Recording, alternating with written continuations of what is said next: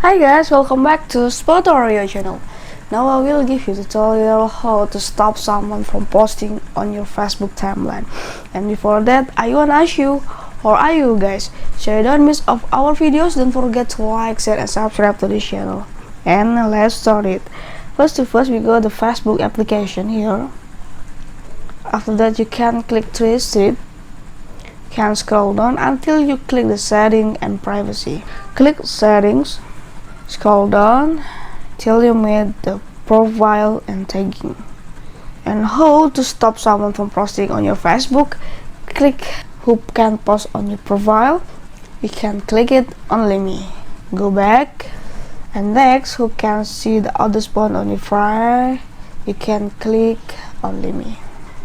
Okay, this is a tutorial how to stop someone from posting on your Facebook timeline. I hope this video is useful for you, and bye.